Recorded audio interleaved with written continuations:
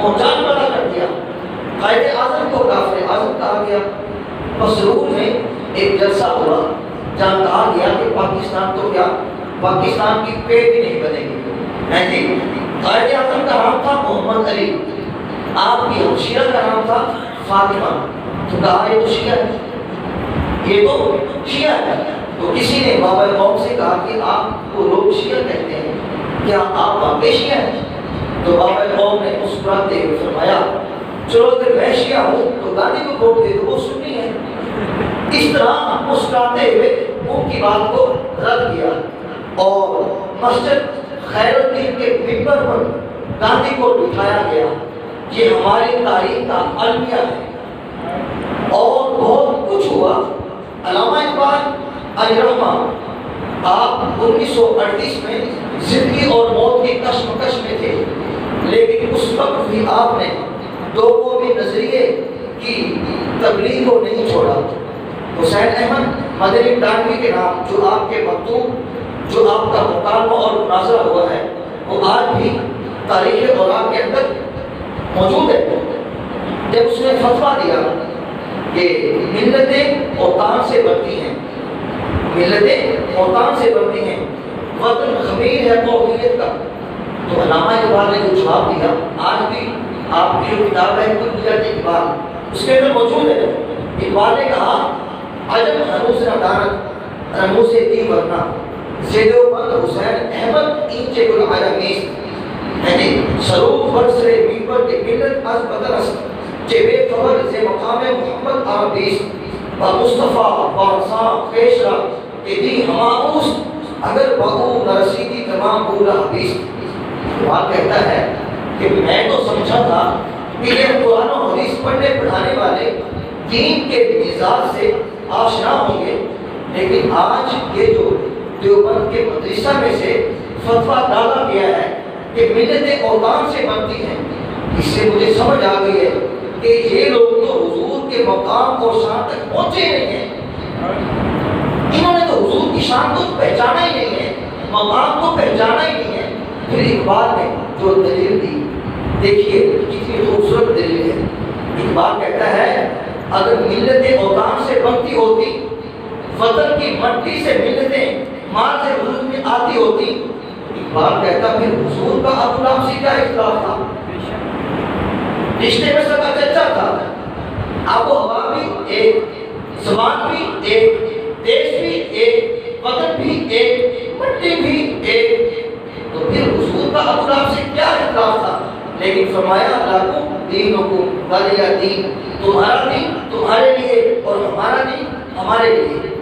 ایک طرف سگا چچا ہے, کہا چچا تمہارا مجھ سے کوئی رشتہ نہیں, اور دوسری طرف فارس سے آیا ہوا سلمان فارسی سینے سے لگایا, فرمایا سلمان منا اہل البیت, لوگوں سن لو سلمان میری اہل بیت سے ہے.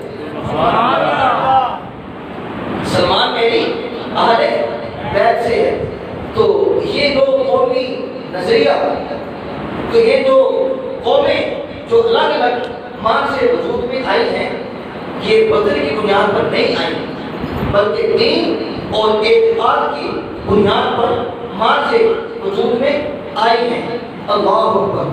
تو پھر آگے آپ نے سن لیا, آپ فرماتا لکم دینکم ولی دین, تمہارا دین تمہارے لیے اور ہمارا دین ہمارے لیے. اللہ اکبر. حضور نے فرما دیا چچا تمہارا مجھ سے کوئی تعلق نہیں, کوئی رشتہ نہیں. حضرت سلمان کو سینے سے لگا لیا, حالانکہ ان کا نسب اور تھا, ان کا رنگ اور تھا. یہ حضور کو رب نے اختیار عطا فرمایا ہے.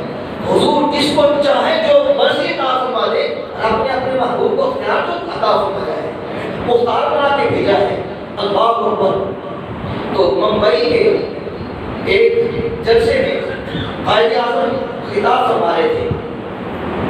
ایک ہندو صحافی کو کھڑا ہو گیا, کہنے لگا مسٹر جناب آپ ہندوستان کو بانٹنا چاہتے ہیں, تقسیم کرنا چاہتے ہیں, حالانکہ ہمارے آباء و اجداد ایک تھے. بعد میں کچھ لوگ عرب سے آئے ہیں جی, تو انہوں نے یہاں کے لوگوں کے نظریات کو تبدیل کر دیا ہے جی, لیکن ہمارے باپ دادا پر دادا ایک تھے. آپ اب ہندوستان کو تقسیم کرنا چاہتے ہیں, اس دھرتی کو تقسیم کرنا چاہتے ہیں، ہمارے خون کو تقسیم کرنا چاہتے ہیں، اس مٹی کو تقسیم کرنا چاہتے ہیں، اس صحافی نے بڑے زوردار لہجے میں بابا قوم سے گفتگو کی، لیکن اللہ تعالیٰ نے بابا قوم کو بڑی وسیع عطا فرمائی۔ اللہ تعالیٰ نے ان کے ذریعے سے ایک بہت بڑا کام لینا تھا، جی تو بابا قوم نے خاموشی اختیار کی۔ لوگ کہتے تھے دیوانے کا خواب ہے، ہو ہی نہیں سکتا، مگر پھر رب نے کر کے دکھایا۔ بابا قوم نے خاموشی اختیار کی اور کچھ دیر کے بعد فرمایا مجھے پیاس لگی ہے، پانی دو۔ ایک شخص نے آپ کو پانی کا پیالہ دیا، آپ نے 2 گھونٹ لیے اور باقی پانی رکھ دیا، اور پھر کہا اس ہندو صحافی سے میاں تم بڑے غصے میں ہو، یہ لو پانی پی لو تاکہ تمہارا غصہ ٹھنڈا ہو جائے۔ وہ کہتے ہیں کہ میں کیوں، ایک دوسرے کا جھوٹا، یہ کیسے ہو سکتا ہے، میں نہیں پیتا۔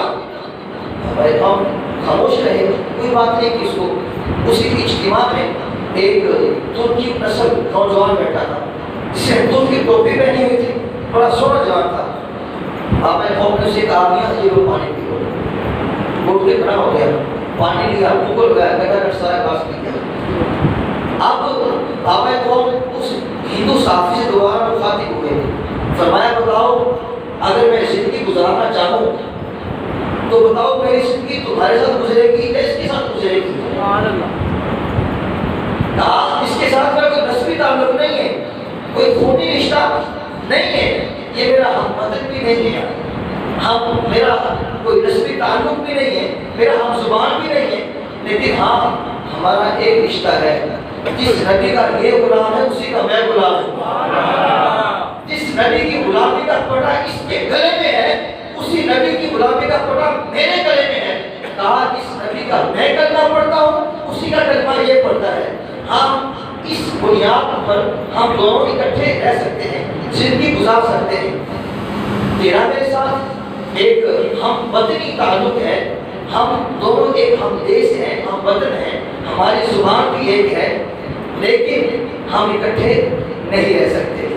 تو بابا قوم نے یہ ایک عملی دلیل لوگوں کے نظریے پر فراہم کر کے اس بات کو اجاگر کیا، اور پھر آپ نے پوری قوت کے ساتھ لوگوں کے نظریے کی تبلیغ فرمائی، اور ہندوستان کے ایک ایک کونے میں آپ پہنچے، اور اس وقت کے جو مشائخ اہل سنت تھے، علماء اہل سنت تھے، انہوں نے بھرپور انداز میں پوری قوت کے ساتھ بابا قوم کے ساتھ کھڑے ہوئے اور ساتھ دیا۔